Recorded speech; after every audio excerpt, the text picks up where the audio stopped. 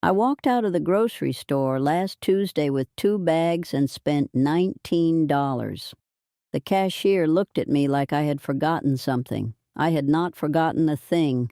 Those 2 bags fed me and my granddaughter for the entire week. Breakfast, lunch, dinner, and snacks in between.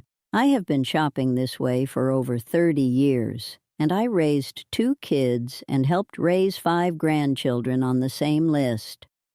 The grocery store is not set up for people like me. They put the expensive stuff at eye level. They pump bakery smell through the vents. They move the milk to the back, so you have to walk past everything else. Every aisle is a trap, and the only way to beat it is to stop walking into it blind. Number 9 on this list is the one item that replaced 4 others in my kitchen, and I have not bought those 4 things since 1994. And number 1 is so cheap and so useful that I genuinely do not understand why anyone would ever leave the store without it. Here are 20 groceries I buy every single week and nothing else. Number 20, bananas. I buy a bunch of bananas every single week, and I never spend more than $1 on them. They are the cheapest fruit in the store, and that has been true for as long as I can remember. A banana is breakfast for a grandchild who does not want to sit down yet. It is a snack at 3 in the afternoon when you are tired and reaching for something sweet. When they get too ripe, and they always do by Thursday, I mash them and freeze them flat in a bag. That bag becomes banana bread the following weekend, or gets stirred into pancake batter some morning when the grandkids are over. A banana at every stage of ripeness has a job in my kitchen. Green ones I leave on the counter. Yellow ones I eat. Brown ones I bake with. You do not throw bananas away in my house. You just wait for them to become something else. Number 19. Onions. I keep a mesh bag of yellow onions in my pantry at all times, and I go through about 5 a week. They cost almost nothing, less than $1 a pound most places, and they are in nearly everything I cook. You cannot make a soup without them. You cannot make a pot of beans without them. You cannot make a decent gravy without one chopped fine and browned in the pan first. An onion is not a side dish. It is a foundation. My mother used to say onions were the first ingredient in everything and the last thing you ever run out of. She was right. They keep for weeks on the counter if you store them dry and away from the potatoes. And when one starts to sprout, I chop it up and use it that same day. Nothing goes to waste. Before I go any further, for the folks who want all of my grocery tricks and meal plans in one place, I put together a guide called Grandma's Grocery Playbook. It is on my website, frugalfrannie.com. I am not going to push it again. If you want it, it is there. Now, back to the list. Number 18. Carrots. A 2-pound bag of whole carrots costs about $1.50 at most stores, and they keep for weeks in the crisper drawer if you wrap them in a damp paper towel. I eat them raw with peanut butter for a snack. I roast them alongside whatever meat I am cooking that night. I dice them fine for soup and stew, and I throw every peel and every trimmed end into a freezer bag that eventually becomes homemade stock. 1 bag of carrots stretches across 5 or 6 meals without you even thinking about it. My mother never bought the baby carrots in the fancy bag. She said you are paying someone else to cut your food for you, and she was not wrong. The whole carrot is cheaper, lasts longer, and gives you more to work with. That little plastic bag of pre-peeled minis is the grocery store charging you extra for convenience you do not need. Number 17. Celery. A bunch of celery costs about $1, and I use every single part of it. The stalks go in soups, stews, tuna salad, and chicken salad. The leaves, which most people toss straight into the trash, go into my stock bag in the freezer. And the base, That thick white end at the bottom goes into a cup of water on my windowsill, where it sprouts new growth. Not fast enough to replace the whole bunch, but enough to give me fresh leaves for garnish and flavor. Celery is the backbone of what the old cooks called mirepoix, which is just a fancy word for the onion, carrot, and celery combination that starts every good pot of soup. You buy those three things and you have the beginning of 100 different meals. Celery does 3 jobs for $1. That is why it earns a spot on this list every single week. Number 16, cabbage. A head of green cabbage costs around $2 and it is enormous. I get 4 meals out of 1 head easily. Coleslaw with a little vinegar dressing one night. Stir-fried with soy sauce and garlic the next. Cabbage soup with sausage and potatoes on the 3rd day. And the last wedge gets roasted in the oven with oil and salt until the edges turn brown and sweet and almost caramelized. Cabbage is one of those vegetables the grocery store does not bother marketing because there is no premium version of it. No organic high-end cabbage on a special display. No cabbage in a fancy container with a label. Just a big green ball sitting in a bin by the wall, and that is exactly why it stays cheap. The stores make their money on the items they can put in a package and mark up. They cannot do that with a cabbage, and that makes it my kind of vegetable. Number 15, eggs. I go through about 2 dozen a week, and I am not one bit sorry about it. A carton of eggs does more heavy lifting in my kitchen than almost anything else on this list. Breakfast is the easy part, scrambled or fried with a piece of toast, but eggs keep working long after morning. I drop one into leftover rice with a little soy sauce and call it lunch. I use them to bind a meatloaf, stretch a pot of soup, thicken a simple custard, or coat a piece of chicken before it goes into the skillet. 1 egg runs you roughly 15 cents when you buy the store brand, and you get about 6 grams of protein out of it.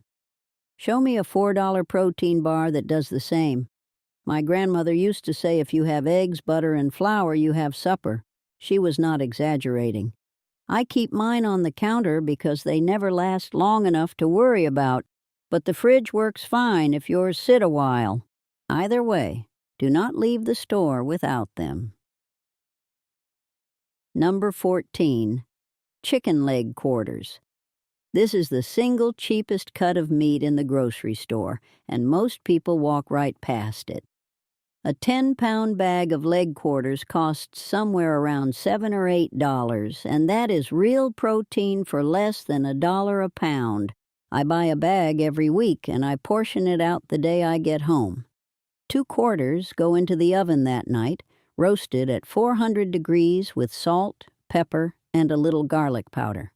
The skin crisps up, the fat renders down, and the meat practically falls off the bone. 2 more go into a pot on Tuesday with carrots, celery, and an onion for soup. The bones stay in the pot and simmer for hours until I have a rich broth that I could not buy in a store for less than $3 a carton. The last few get seasoned and frozen flat in bags so I can pull one out any night of the week and have dinner ready in about an hour. My mother bought whole chickens and broke them down herself. I watched her do it 100 times with a sharp knife and a cutting board. She never wasted a single piece. The back went into broth. The liver went into gravy. The gizzard went to the dog. I do the same thing with leg quarters. The bones go into broth. The leftover meat gets pulled and turned into chicken salad, quesadillas, or tossed over rice with whatever sauce I have in the refrigerator. A 10-pound bag of chicken stretches across a full week of meals if you use every part and do not throw anything away. That is not being cheap. That is being smart. My grandmother would have called it common sense. Number 13, rice. I buy a 10-pound bag of long grain white rice about once a month, and it costs around $6. That single bag covers roughly 40 servings. Per meal, rice costs pennies. You cannot find another grain that stretches that far. It goes under beans, beside stir-fry, beneath a fried egg with soy sauce, or stirred into a pot of canned tomatoes and onion for a one-pot dinner. And when there is leftover rice in the refrigerator, which there always is, my mother used to stir it into warm milk with a little sugar and cinnamon. That was dessert in our house. People today pay $4 or $5 for a small container of rice pudding at the store. We made ours from yesterday's leftovers, and it tasted better. Number 12, oats. A big canister of rolled oats costs about $3 and lasts me nearly a month. That is breakfast every single morning for pennies. I do not buy boxed cereal. I do not buy granola bars wrapped in foil. I do not buy those little instant oatmeal packets with the artificial maple flavor and twice the sugar of a candy bar. A bowl of oats with a sliced banana and a spoonful of peanut butter is a full meal that holds me until noon, and it costs almost nothing to make. If I have a little extra time, I bake the oats with an egg and some mashed banana into bars that the grandkids take to school. Those bars replace the ones in the box that cost $4 for 6 pieces. My grandmother ate a bowl of oats every morning of her life until she was 91. She never once called it a superfood. She just called it breakfast. Number 11, cooking oil. I buy 1 big bottle of vegetable oil every week, sometimes canola if it is on sale, and that bottle touches almost everything I cook. Eggs in the morning, onions for soup, a pan of cornbread, a batch of homemade salad dressing. 1 bottle runs my entire kitchen for 7 days and costs just a couple of dollars. People spend $5, $6, $7 on specialty oils they saw on some cooking show, and half of it goes rancid in the back of the cabinet because they only use it once. Plain vegetable oil does the same job at a fraction of the price. I keep it next to the stove where I can reach it without thinking. When the bottle gets light, I put it on the list. There is no meal in my house that does not start with a little oil in a hot pan. Number 10, peanut butter. 1 jar of store-brand peanut butter lasts me about 2 weeks and costs around $3. That is sandwiches for lunch. That is apple slices with a dip for after school. That is a heaping spoonful stirred into oatmeal in the morning to add staying power. It is one of the cheapest sources of protein you can buy, and it does not need to be refrigerated until you open it, which means you can stock up when it goes on sale without worrying about it going bad. I do not buy the fancy kind with the oil floating on top and the label that says natural in cursive. I buy the big jar on the bottom shelf. My grandkids eat peanut butter sandwiches 3 or 4 times a week, and not one of them has ever once complained. That is a full meal for less than 50 cents, and it takes 30 seconds to put together. Number 9, flour. This is the item I mentioned at the beginning, the one that replaced 4 other things in my kitchen. A 5-pound bag of all-purpose flour costs about $3, and it turns into just about everything. Biscuits, pancakes, gravy, tortillas, pie crust, bread if you have the patience, a roux for any sauce or soup you want to thicken. When you keep flour in the house, you stop buying the pre-made versions of all those things. You stop buying biscuit mix in a box, which is nothing but flour with baking powder and salt already stirred in. You stop buying pancake mix, which is the same thing with a pinch of sugar added. You stop buying frozen pie crusts, which are just flour, shortening, and water pressed into a tin. You stop buying packets of gravy mix, which are flour and seasoning in an envelope. The food industry figured out decades ago that if they took the simplest ingredients in the world, put them in a box with a picture on the front and a recipe on the back, they could charge you 3 or 4 times more than if you just bought the flour yourself. My mother made biscuits from scratch every Sunday morning for close to 40 years. Flour, lard, buttermilk, a pinch of salt. She rolled them out on a wooden board that is still in my kitchen today. I asked her once when I was maybe 12 why she never bought the mix from the store. She put her hands on her hips and looked at me like I had said something genuinely foolish. She did not even answer. She just went back to rolling. Flour is the ingredient that teaches you what the grocery store is really selling. It is not food. It is the idea that you cannot do it yourself. Once you see that, you stop paying for it. Number 8. Vinegar. A gallon jug of plain white vinegar costs about $3, and it lasts me a month, sometimes longer. I use it in cooking, in cleaning, in laundry, and out in the garden. A splash of vinegar in the pot when I boil eggs keeps the shells from cracking. A cup in the rinse cycle of the washing machine softens clothes without fabric softener.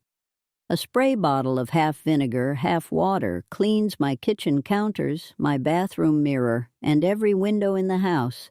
I pour a little on weeds that come up between the patio stones. One product doing 4 jobs is exactly the kind of thing the cleaning aisle at the grocery store does not want you to figure out. Because once you do, you stop buying 4 separate bottles with 4 separate price tags. Number 7. Powdered milk.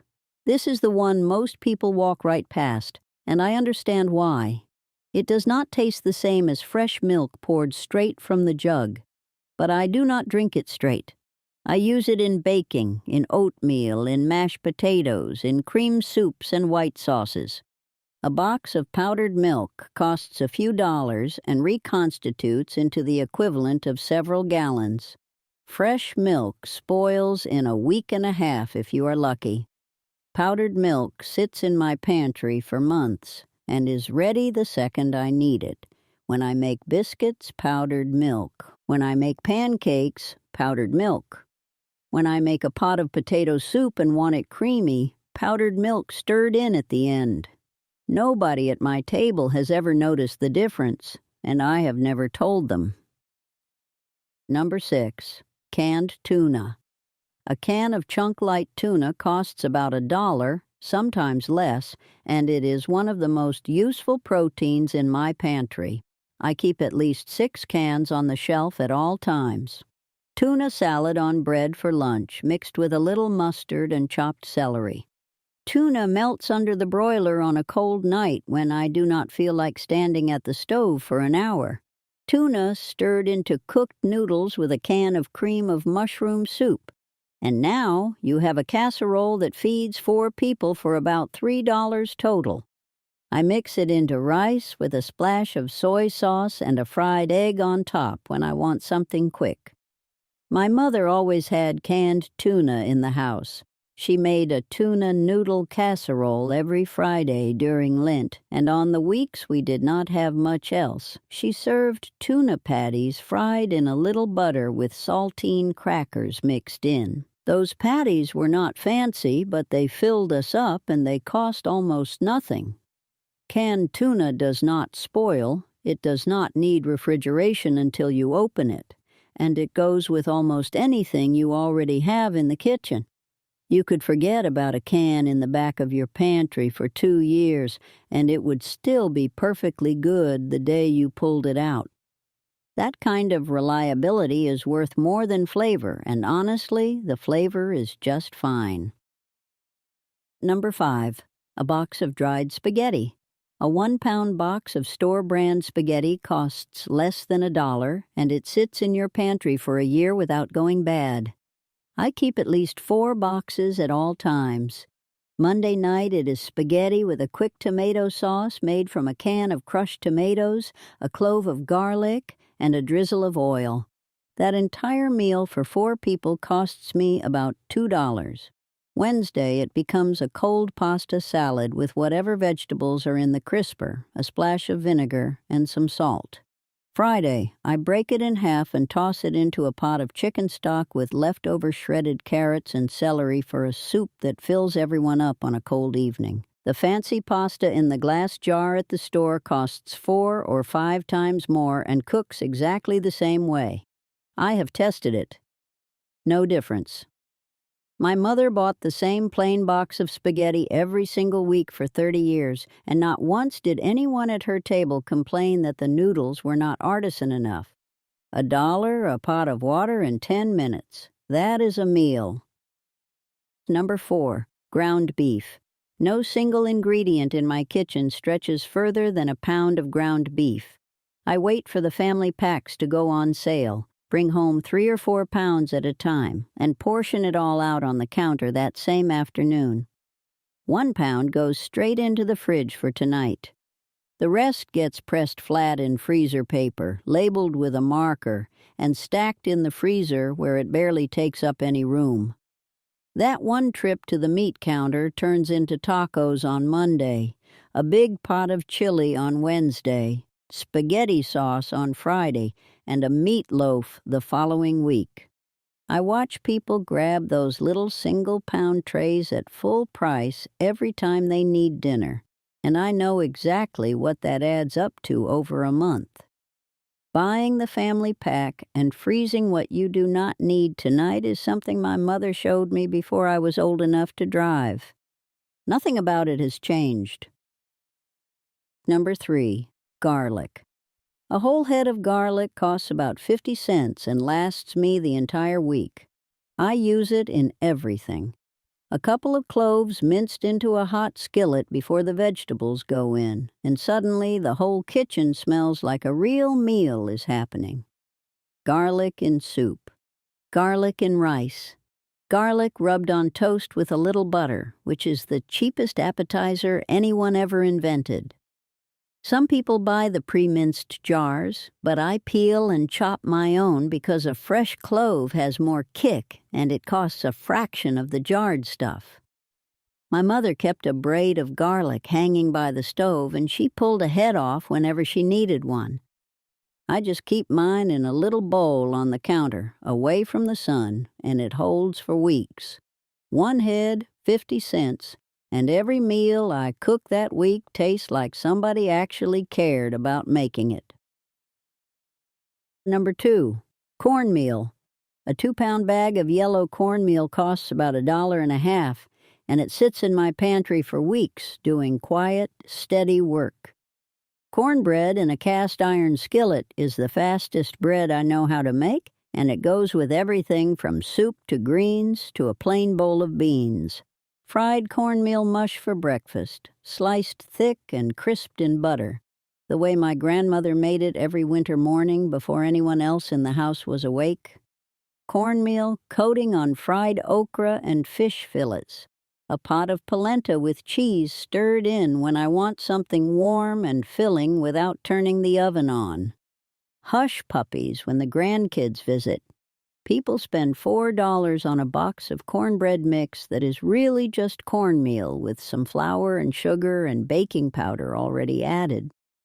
I keep all of those things in my pantry anyway, so the mix is just paying someone to measure for me. I would rather do it myself and save the money. Cornmeal is the kind of ingredient that does not call attention to itself, but the moment it disappears from your kitchen, you notice. Number 1, store brand block cheese. I am not talking about the fancy deli cheese wrapped in wax paper. I buy the 2-pound block of store brand cheddar or Colby Jack, whatever is on sale, and I cut it myself. Shredded cheese in a bag costs twice as much per ounce, and they coat it in powder to keep it from sticking, which means it does not melt right. A block melts clean. Grilled cheese sandwiches, cheese on top of chili, cheese stirred into scrambled eggs, sliced thin on crackers for a snack that keeps me full for 3 hours, cubed and tossed into a salad, melted over broccoli so my grandson will actually eat his vegetables. I go through about 1.5 pounds a week, and at that pace, the block is the only version that makes any financial sense. My mother always kept a block of cheddar in the refrigerator wrapped in wax paper, and she sliced off exactly what she needed. No bag, no shreds, no waste. A block of cheese lasts longer, melts better, and costs less. That is 3 reasons in one, and that is why it is number 1 on my list. 20 items, 2 bags, 1 short list that has not changed in 30 years. You do not need the snack aisle. You do not need the frozen dinner section. You do not need the fancy cheese display or the pre-cut fruit in the plastic container that costs more per ounce than steak. You need these 20 things, a little patience, and the willingness to stand at your own stove. Walk into the store this week with this list and nothing else. Walk out with 2 bags. Look at the receipt when you get to the car, and then come back here and tell me what you cooked for dinner on Thursday night. I want to hear it. If this helped you, pass it along to someone who keeps saying they cannot afford to eat well. They can. They just have not been shown how. My grandmother told me something once that I carry with me every time I push a cart through those sliding doors. She said the woman who needs the least has the most. She was not rich. She was not famous. But she never once went hungry, and neither will you.